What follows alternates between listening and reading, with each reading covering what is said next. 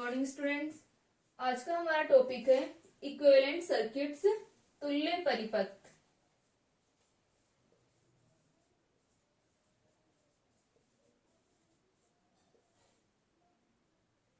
ठीक है, आप लोगों की जो यूनिट सेकंड है इसके अंदर जो ट्रांजिस्टर वाला पार्ट हम पढ़ रहे हैं, इसके लिए मैंने आपको बताया था कि ट्रांजिस्टर का हाफ पार्ट आपके यूनिट सेकंड में है और बाकी हाफ पार्ट किसमें है, यूनिट थर्ड के अंदर है।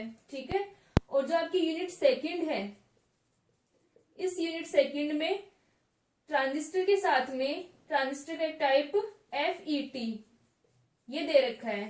ठीक है, तो अभी हम लोग क्या कर रहे हैं, ट्रांजिस्टर को पढ़ रहे हैं। तो इसका हाफ पार्ट इस यूनिट सेकंड के अंदर है और ट्रांजिस्टर का हाफ पार्ट यूनिट थर्ड के अंदर है।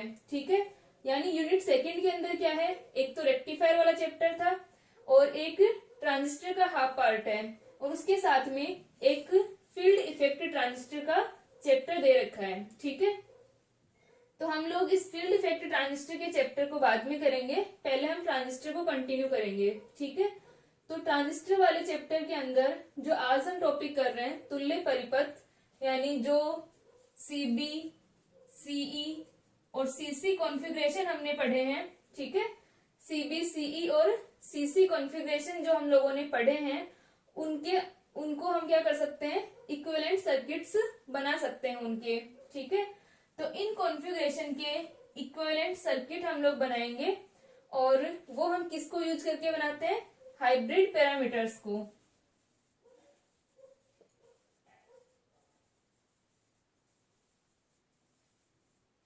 ठीक है, हाइब्रिड पैरामीटर्स को यूज करके हम क्या बनाएंगे, इनके तुल्य परिपथ इक्विवेलेंट सर्किट।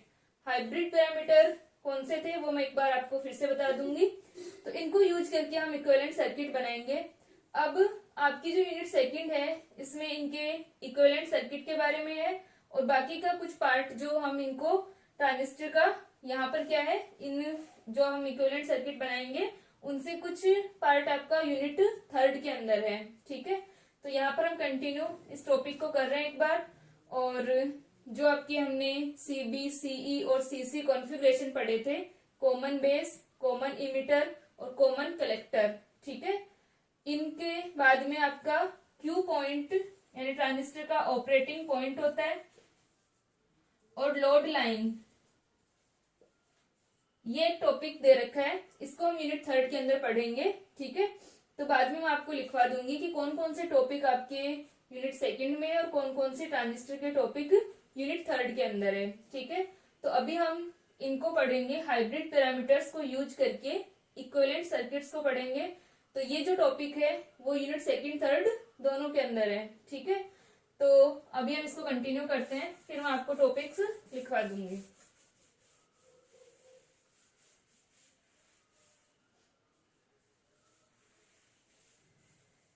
तो हम लोग क्या कर रहे हैं, आज के लेक्चर में हम लोग इक्विवेलेंट सर्किट्स बनाएंगे हाइब्रिड पैरामीटर्स को यूज करके। तो सबसे पहले हम बात कर लेते हैं एक बार हाइब्रिड पैरामीटर्स की।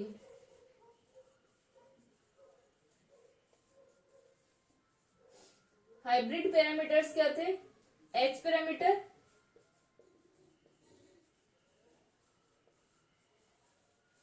संकर प्राचल जिन्हें हम कहते हैं।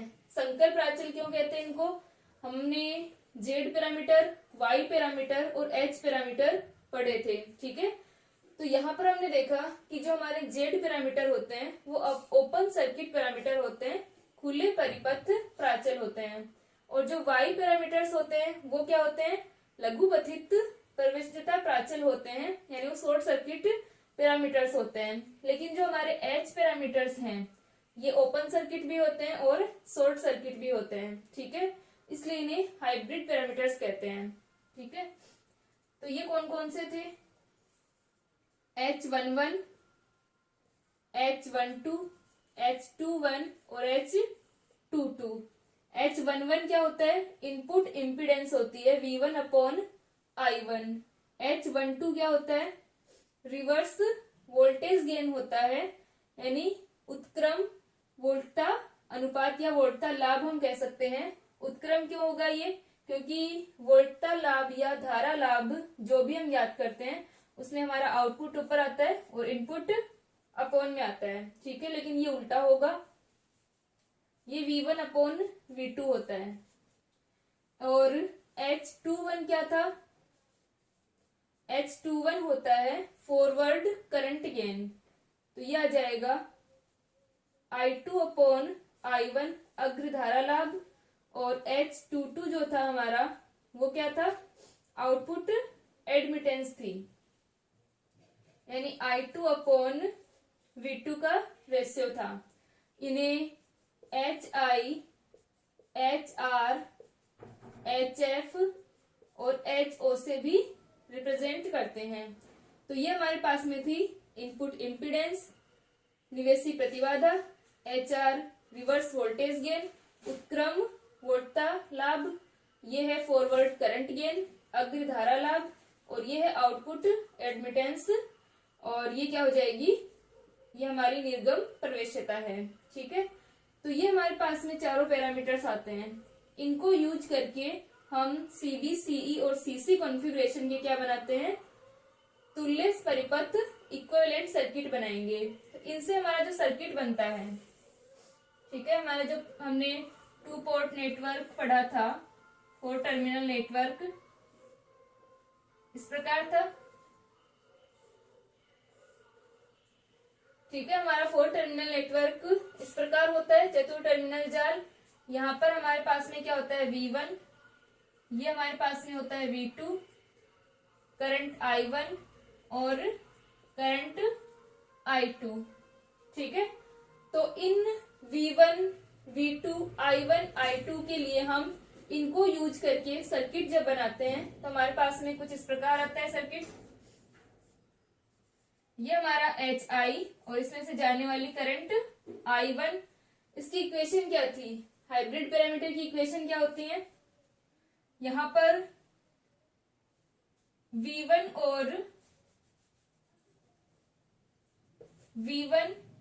और I2 किसके फंक्शन होते हैं? फंक्शन ऑफ I1 V2 के फंक्शन होते हैं, ठीक है। ये हमको पता है कि हाइब्रिड पैरामीटर्स के अंदर क्या होता है? V1 और I2 इनपुट वोल्टेज और आउटपुट करंट फंक्शन होते हैं इनपुट करंट और आउटपुट वोल्टेज के। तो इनकी इक्वेशन हमारे पास में आती है V1 equal to H11 I1 H12 V2, ठीक है। और I2 इक्वल टू होता है H21 I1 प्लस का H22 V2, ठीक है। तो ये हमारे पास में I2 equal to H21 I1 plus का H22 V2 और V1 equal to H11 I1 H12 V2, ठीक है। तो इनके लिए अगर हम सर्किट बनाएं तो वो किस प्रकार आएगा? इसको लिख लें एक बार।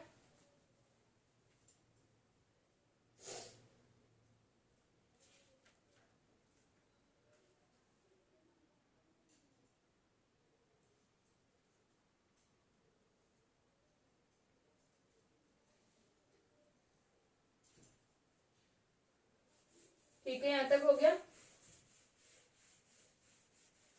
तो ये हमारी इक्वेशन बन गई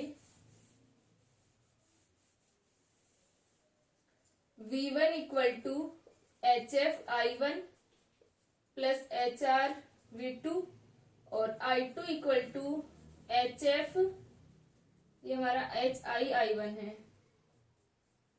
HF I1 प्लस का HO V2, ठीक है। इसके लिए हम सर्किट बनाए, पहले हम इसके लिए बनाए।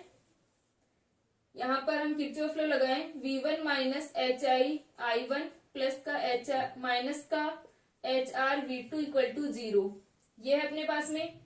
इन सब में सबकी जो डायमेंशन है वो वोल्टेज की है, यूनिट इसकी वोल्टता की रहेगी, क्योंकि यहाँ पर क्या है? HI I1 है, क्योंकि वोल्टेज के इक्वल में रख रहे हैं, सारी वोल्टेज ही है अपने पास में, वोल्टता ही है। HI I1 का मान क्या हो जाएगा? V1 upon I1 into I1 यानी V1। तो ये हमारी क्या है? वोल्टता है। तो यहां से हम देख सकते हैं कि V1 को हम इन दोनों की सम की फॉर्म में लिख सकते हैं। तो हमारा सर्किट कैसे बनेगा, ये हमारा V1 है, V1 माइनस HI तो ये हो जाएगा HI और इसमें से जाने वाली करंट I1 और उसके बाद में माइनस का HRV2।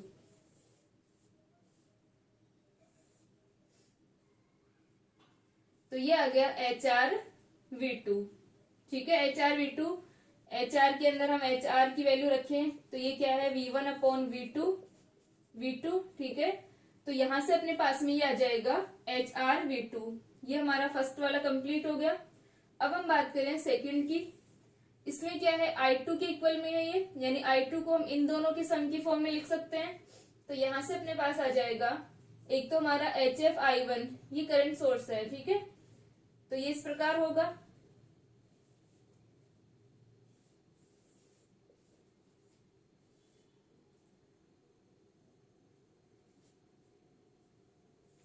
और HOV2, यहाँ पर HO क्या है, प्रवेशिता है, या फिर हम बात करें करंट सोर्स के साथ में हम क्या लगाएंगे इसको पैरेलल में, और इसके सिरों पर जो वोल्टेज यहाँ पर आ जाएगी V2। ठीक है, ये करंट हमारी क्या है I2 करंट है, और ये HFI1 है। ठीक है, और ये HO है, यानी ये दो जो हमारी इक्वेशन है इनसे हम ये सर्किट बना सकते हैं। ठीक है, ये हमारी इक्वेशन मिल जाएगी। इसमें हम किरचॉफ लॉ लगाएं तो V1 minus I1 HI minus का HRV2 इक्वल टू 0। इसके लिए हमारे पास में क्या हो जाएगी I2 इक्वल टू हो जाएगा हमारे पास में HFI1 प्लस HOV2। ठीक है, HOV2 इसको हम लिख सकते हैं इस प्रकार। अगर हम करंट सोर्स की फॉर्म में लिखेंगे तो ये हमारे पास में आ जाएगा। तो ये हमारी इक्वेशन ये वाली हो गई और ये अपनी इस प्रकार हो गई। तो हम क्या कर सकते हैं, अब जो हमारे CB, CE और CC कॉन्फ़िगरेशन थे, ठीक है, common base, common emitter, common collector, उनके अंदर हमको पता है कि इनपुट वोल्टेज क्या होती है, इनपुट करंट क्या होती है, आउटपुट वोल्टेज क्या होती है और आउटपुट करंट क्या होती है। तो उनके लिए हम ये हाइब्रिड पैरामीटर्स को यूज करके इक्विवेलेंट सर्किट बना सकते हैं। ठीक है, इसको बना लें एक बार, फिर हम बनाते हैं CB, CE और CC कॉन्फ़िगरेशन के लिए इक्विवेलेंट सर्किट।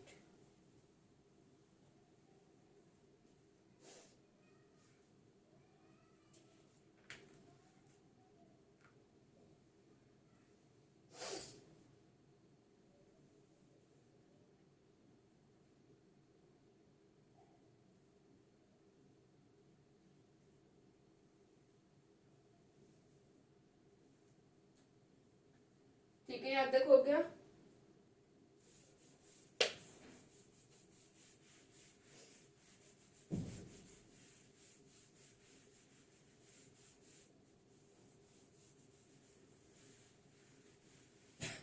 ये तुल्य परिपथ हम क्या कर रहे हैं, CB, CE, CC configuration of transistor and their equivalent circuits. ठीक है, किसको यूज करके, हाइब्रिड पैरामीटर्स को यूज करके।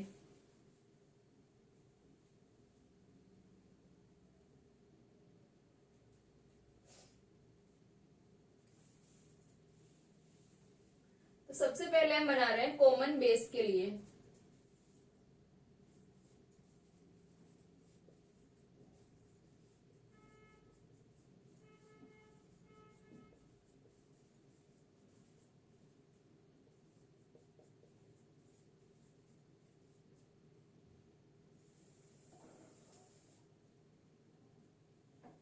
ठीक है, कॉमन बेस कॉन्फ़िगरेशन।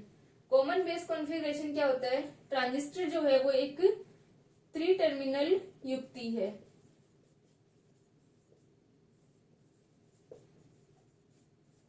ठीक है, 3 टर्मिनल युक्ति क्यों होती है ये, क्योंकि इसके अंदर एक टर्मिनल को कॉमन कर दिया जाता है। ठीक है, एक टर्मिनल को कॉमन कर देते हैं, यानी कॉमन बेस होगा, कॉमन इमिटर होगा या कॉमन कलेक्टर होगा। तो यहाँ पर हम क्या करते हैं, ट्रांजिस्टर के एक टर्मिनल को कॉमन कर देते हैं, जिसकी वजह से ये 3 टर्मिनल युक्ति होती है। तो हमारा जो कॉमन बेस है उसके अंदर क्या रहेगा, जो बेस टर्मिनल है वो कॉमन होता है इनपुट और आउटपुट के अंदर। ठीक है, तो यहां से हम देख सकते हैं, पहले हम इसका डायग्राम बनाए कॉमन बेस का। ठीक है,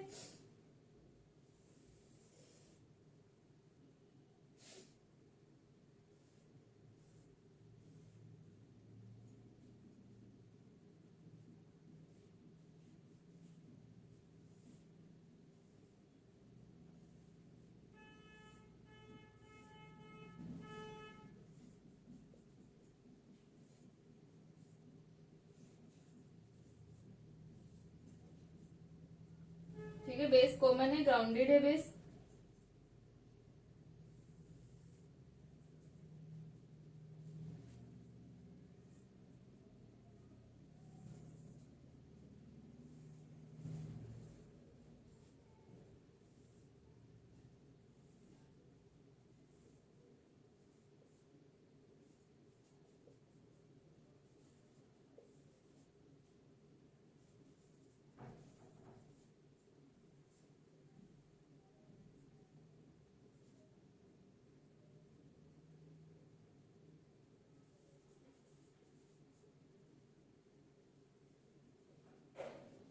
ठीक है, यहाँ पर अपने पास में एनपीएन ट्रांजिस्टर हम बना रहे हैं।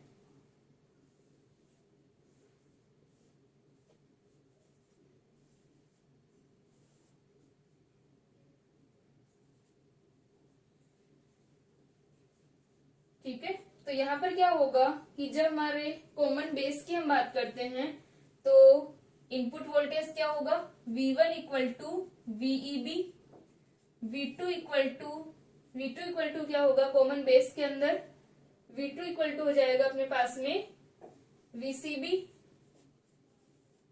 और I1 इक्वल टू क्या होगा, I1 इक्वल टू हो जाएगा IE, और I2 इक्वल टू हो जाएगा IC।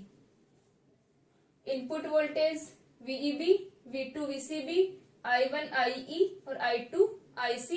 Collector current, emitter current, और ये इमिटर बेस जंक्शन वोल्टेज हो जाएगा और ये कलेक्टर बेस जंक्शन वोल्टेज हो जाएगा। ये हमारे पास में इनपुट और आउटपुट की वैल्यूज होंगी। अब हम बात करते हैं एच पैरामीटर्स की। H11 इक्वल टू क्या होता है, HI होता है।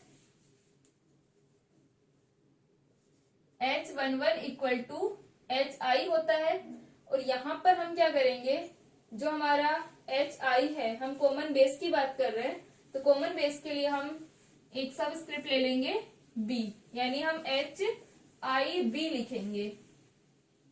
ठीक है, ये किसको रिप्रेजेंट कर रहा है, कॉमन बेस को रिप्रेजेंट कर रहा है। फिर उसके बाद में H11 हो गया, H12 क्या होता है, HR होता है। ठीक है, इसे भी हम क्या लेंगे, HRB लेंगे। फिर H21 क्या होता है, HF, तो ये HFB आ गया, और ये हमारे पास में है HFB, और ये अपने पास में हो जाएगा HOB, H22। अब जो HFB है ये क्या है, करंट गेन है, तो हमने करंट एम्प्लीफिकेशन फैक्टर पढ़ा था एक। ठीक है, करंट एम्प्लीफिकेशन फैक्टर जो होता है वो किसको शो करता है, करंट गेन को ही, यानी I2/I1 का रेशियो ही तो होता है, और I2/I1 क्या होती है, IC/IE। तो कॉमन बेस में हमने उसको किससे रिप्रेजेंट किया था, अल्फा से, यानी जो हमारा HFB है वो अल्फा ही है। ठीक है, तो कॉमन बेस के अंदर, कॉमन इमिटर के अंदर, कॉमन कलेक्टर के अंदर हमने अल्फा, बीटा और गामा से इनको रिप्रेजेंट करते हैं, और ये HFP, HFB आदि होते हैं। ठीक है, तो ये हमारे पास में H पैरामीटर्स आ गए, और ये V1 V2 I1 I2 की वैल्यू आ गई। अब हम इक्वेशन लिखते हैं इनकी। H प्राचल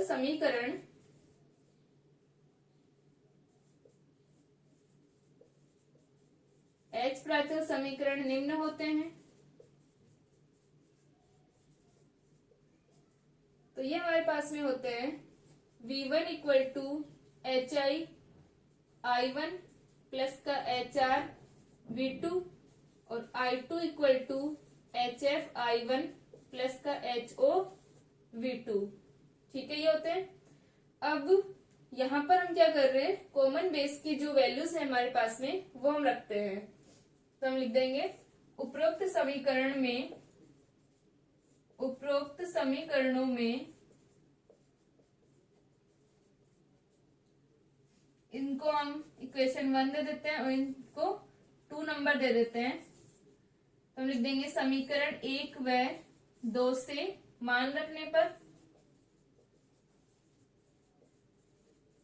क्या आ जाएगा, V1 आ जाएगा VEB equal to HI1 HIB, I1 क्या है IE प्लस HRV2, HR क्या है HRB हो जाएगा और V2 क्या है VCB।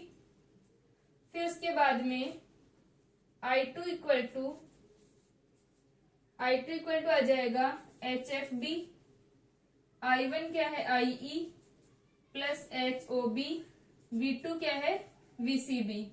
ये हमारे पास में इक्वेशन आ गई। अब हम इन इक्वेशन के लिए सर्किट बनाएंगे, इक्विवेलेंट सर्किट। इसको लिख ले।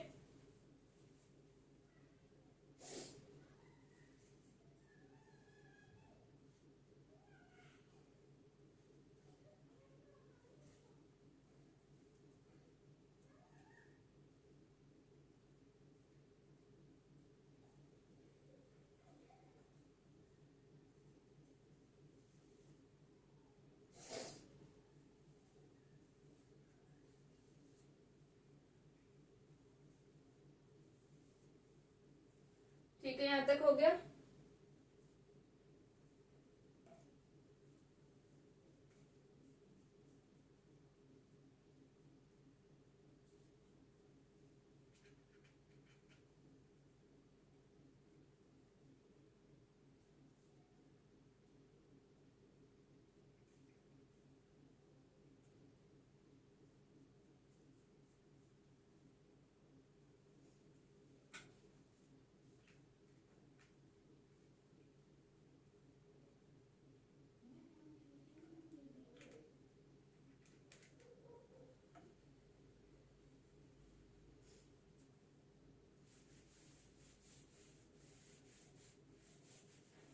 यहाँ पर अपने जो 4 टर्मिनल जो हमारा नेटवर्क होता है, ठीक है, या फिर हमने बात की थी अभी इस प्रकार, जो हमने डायग्राम बनाया था इस प्रकार था। तो ये हमारी V1 और ये हमारे पास में क्या थी V2। ठीक है, इस प्रकार I1 और I2। तो यहाँ पर हम इनको I1 और I2 को शो करेंगे। तो ये I1 हमारी IE होगी और ये हमारी IC होगी। ठीक है, ये हम इसके अनुसार रिप्रेजेंट कर रहे हैं। यहाँ पर ये डायरेक्शन हमारी IE करंट की डायरेक्शन है, लेकिन हम जब I1 और I2 के अकॉर्डिंग इनको शो करेंगे तो ये इस प्रकार रहेंगी। ठीक है, तो यहां से अब हम लोग क्या कर रहे हैं, इसका इक्विवेलेंट सर्किट बनाएंगे।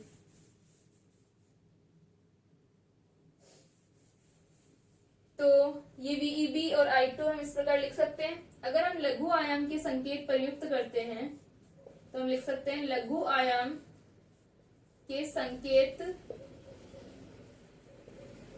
के लिए H पैरामीटर्स को, ठीक है, अगर हम स्मॉल एम्पलीट्यूड के जो अगर सिग्नल यूज करते हैं तो क्या कर सकते हैं, H पैरामीटर्स को, H प्राचल को नियत मान सकते हैं।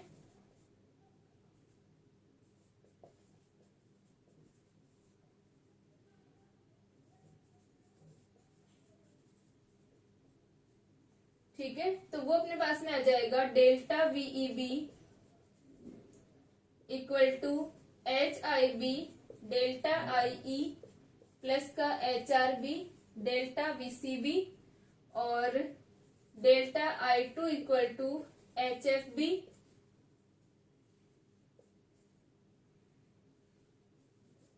डेल्टा IE प्लस का HOB डेल्टा VCB। ठीक है, और अगर हम छोटे अक्षर लिखें, धारा व वोल्टता के अनुरूप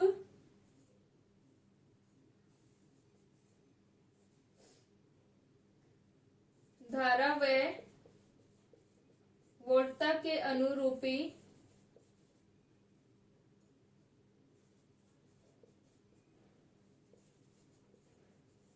छोटे अक्षर लिखने पर ये हमारे पास में क्या आ जाएगा, VEB equal to HIB delta IE, इसको हम लिख सकते हैं IE प्लस का HRB VCB, और ये हमारे पास में आ जाएगा I2 क्या है हमारे पास में IC, और ये आ जाएगा HFB IE प्लस का HOB VCB। ठीक है, अब इनसे हम क्या बना रहे हैं, इक्विवेलेंट सर्किट बनाएंगे।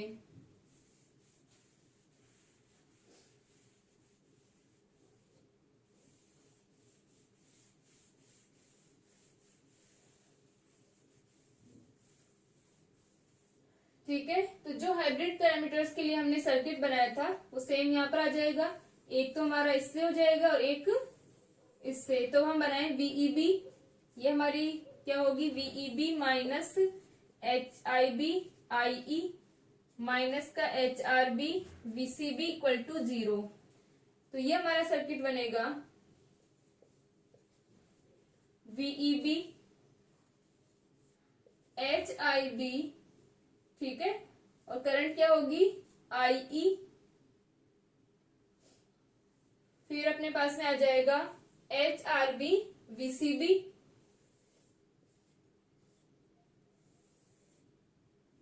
ये आ गया HRB VCB।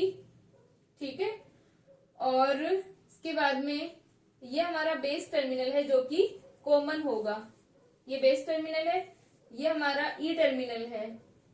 ठीक है, और उसके बाद में हम बात करें सी टर्मिनल की, ये अपना सी टर्मिनल होगा और यहां से अपने पास में आ जाएगी अब हमारी ये equation IC equal to HFB IE, ये अपने पास में HFE IB, और यहां पर HO, ठीक है, एडमिटेंस है ये HOB VCB। ठीक है, यहाँ पर जैसे हम लिखते हैं कोई हमारा रेजिस्टेंस होता है और उसमें से फ्लो होने वाली करंट, तो ये क्या बनाते हैं IR, वोल्टता होती है। इसी प्रकार वोल्टेज के अगर पैरेलल में हम क्या लगाते हैं, ये प्रवेशिता अगर हम लगाएंगे तो वो किसमें लगेगी, पैरेलल में, और वहां पर हमें क्या मिलेगी, उसके वहां से फ्लो होने वाली करंट। तो यहां पर आ जाएगा VCB और ये आ गया HOB। ठीक है, तो ये क्या बन गया, H पैरामीटर्स की फॉर्म में हमारे पास में इक्विवेलेंट सर्किट है।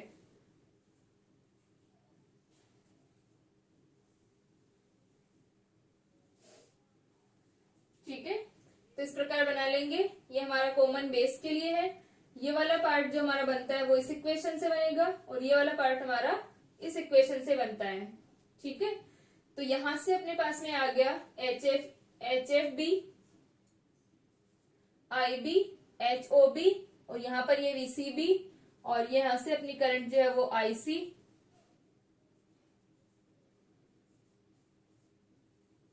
ठीक है, तो इस सिंपली इसी प्रकार हम कॉमन इमीटर और कॉमन कलेक्टर के लिए बना सकते हैं। ठीक है, इसको बना लें।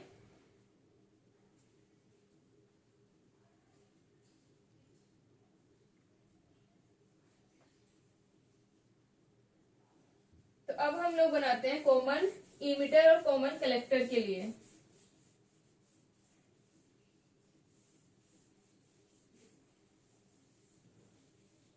ठीक है, ये हमारा कॉमन बेस के लिए था। अब कॉमन इमीटर और कॉमन कलेक्टर के लिए जब हम बनाएंगे तो हमारी input current, input voltage, output current और आउटपुट वोल्टेज की मान चेंज होंगे।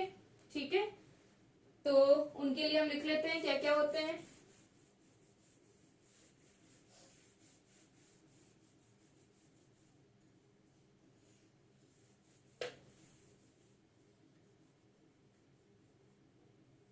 कॉमन इमीटर के लिए हम बनाते हैं,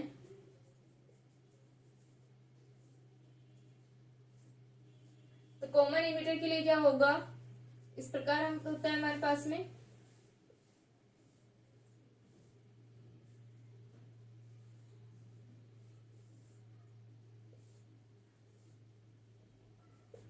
ई टर्मिनल और ये हमारा सी टर्मिनल और ये बेस टर्मिनल, ये आ जाएगा वीबीई,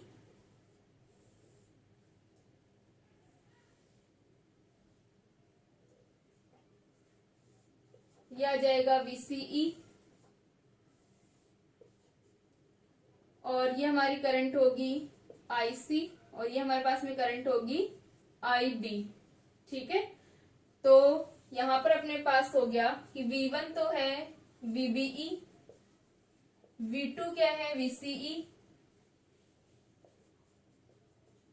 I1 क्या है, I1 है हमारी IB, और I2 क्या है IC। तो हाइब्रिड पैरामीटर्स H11 हो जाएगा HIE, H12 हो जाएगा HRE। ठीक है, E हम इमीटर के लिए यूज करते हैं, H21 आ जाएगा अपने पास में H21 HFE, और H22 जो होता है वो HOE हो जाएगा। ठीक है, अब जो HFE है, HFE क्या है, करंट गेन है यहाँ पर, तो करंट गेन कॉमन इमीटर के अंदर किससे डिनोट करते हैं, बीटा से, IC अपॉन IB। ठीक है, ये हमारा करंट एम्प्लीफिकेशन फैक्टर कहलाता है बीटा, IC अपॉन IB। अब जो इक्वेशन होगी वो क्या हो जाएंगी, VEB VBE equal to V1 equal to क्या होता है H11 I1, तो HIE और IB प्लस HRE VCE, फिर I2 हमारी क्या हो जाएगी IC equal to HFE IB plus का HOE VCE। ठीक है, ये इक्वेशन आ गई। और अगर हम स्मॉल सिग्नल के लिए करेंगे तो वहां पर इनको नियत मान सकते हैं कांस्टेंट, और VBE और इनको हम डेल्टा VBE डेल्टा IB इस प्रकार लिख सकते हैं। और छोटे अक्षरों में जब हम इनको लिखेंगे तो ये अपने पास में आ जाएगा VBE equal to HIE IB plus का HRE VCE, और IC equal to HFE IB plus का HOE VCE। ठीक है, ये हमारे पास में इक्वेशन आ गई, हाइब्रिड पैरामीटर्स की इक्वेशन आ गई। और अब हम कॉमन इमीटर के लिए ये बनाते हैं सर्किट, इक्विवेलेंट सर्किट। ठीक है, जिस प्रकार हमने कॉमन बेस के लिए बनाया था, सेम हमारा क्या हो जाएगा कॉमन इमीटर के लिए। सिंपली पहले हम इस इक्वेशन से बनाएंगे, ये हमारा ई टर्मिनल है, ई टर्मिनल यहाँ पर हमारा वोल्टेज जो होगा इनपुट वोल्टेज VBE होगा, और ये किनका सम होगा HIE, और इसमें से फ्लो होने वाली करंट IB प्लस किसका सम होगा, ये प्लस आएगा हमारे पास में HRE VCB। ठीक है, ये हमारा पार्ट कंप्लीट हो गया इस इक्वेशन से।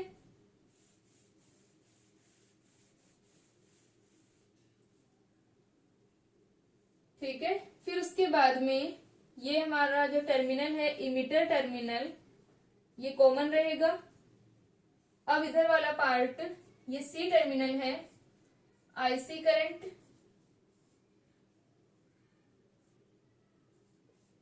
VCB वोल्टा। ठीक है, VCE होगी। ठीक है, उसके बाद में ये किन दोनों का सम होगी, इनका HFE IB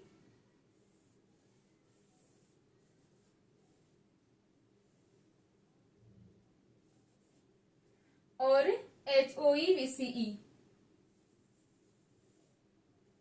ठीक है, तो ये हमारा हो गया HOE VCE, और ये हो जाएगी अपने पास में HFE IB। ठीक है, तो इन दोनों का सम हमारे पास में क्या होगी, IC। तो ये हमारे पास में आ गया कॉमन इमिटर टर्मिनल, यानी कॉमन इमिटर कॉन्फ़िगरेशन जो था वो हाइब्रिड पैरामीटर्स की फॉर्म में। ये बेस C और E टर्मिनल्स होंगे, और ये हाइब्रिड पैरामीटर्स की फॉर्म में, यानी इक्विवेलेंट सर्किट है किसका, कॉमन इमिटर कॉन्फ़िगरेशन का। ठीक है, इसको बनाओ, फिर हम कॉमन कलेक्टर का बनाते हैं।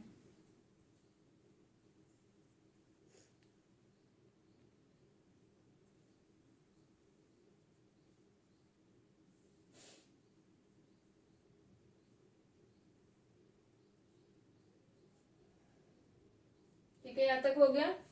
अब कॉमन कलेक्टर में बस हमारे पास में करंट इनपुट वोल्टेज क्या होते हैं, वही चेंज होंगे।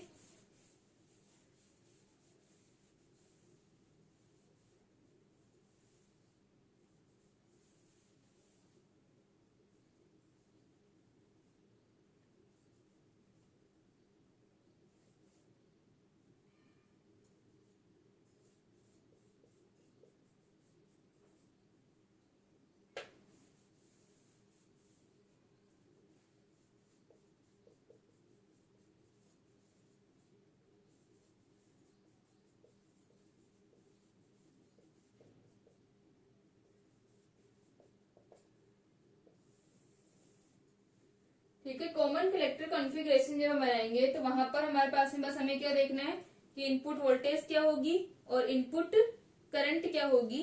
ठीक है, बस ये चेंज हो रहा है। तो यहाँ पर अपने पास आ जाएगा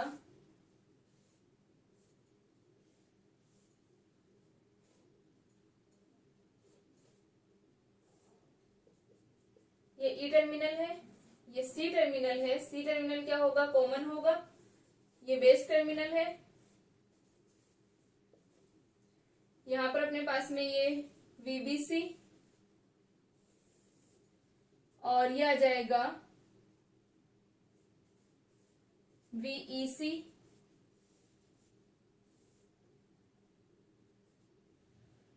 करंट होगी हमारे पास में I1, करंट को हम किससे शो करेंगे, IE, और ये हमारे पास में आ जाएगी I2, करंट क्या होगी, IB होगी। ठीक है, तो यहाँ पर हम लिख सकते हैं V1 वोल्टता क्या होगी, और V2 वोल्टेज क्या हो जाएगी, VEC। इनपुट करंट हो जाएगी IB, और आउटपुट करंट होगी IE। हाइब्रिड पैरामीटर्स को H11 HIC, H21 H12 क्या हो जाएगा, HRC, H21 HFC, और H22 HOC। ये आ जाएंगे अपने पास में। अब इक्वेशन क्या होगी, V1 इक्वल टू क्या होता है, H11 I1 HIC IB plus का HRC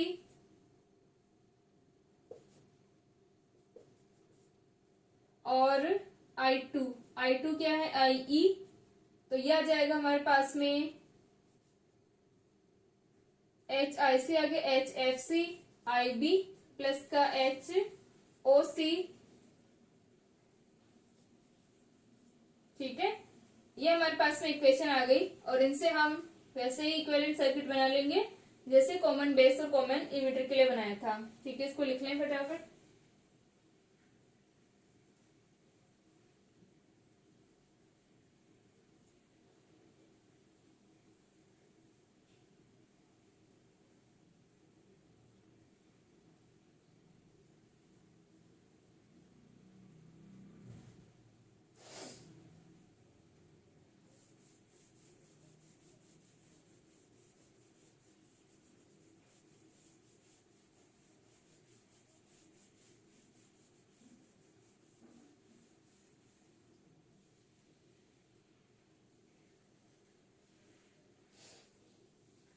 यहाँ पर अब हमारे पास में ये हमारा बी टर्मिनल, इसके लिए भी हम इस प्रकार लिख सकते हैं VBC इक्वल टू HIC और IB प्लस का HRC VEC, ठीक है, और IE equal to HFC IB plus HOC। तो यहां से हम इसके लिए इक्विवेलेंट सर्किट बना रहे हैं, तो वो क्या आ जाएगा, ये हमारा बेस टर्मिनल है, ये आ जाएगा VBC HIC IB HRC VEC। फिर उसके बाद में ये हमारा ई टर्मिनल, आउटपुट टर्मिनल जो होगा, ये कॉमन कलेक्टर है,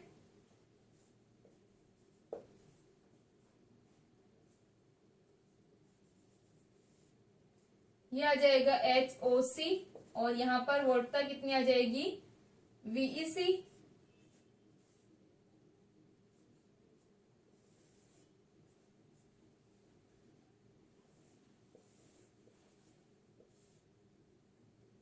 ये आ जाएगी HFC IB, ठीक है। ये हमारे किसके लिए आ गया, कॉमन कलेक्टर कॉन्फ़िगरेशन के लिए इक्विवेलेंट सर्किट है, ठीक है। इसको बनाएं।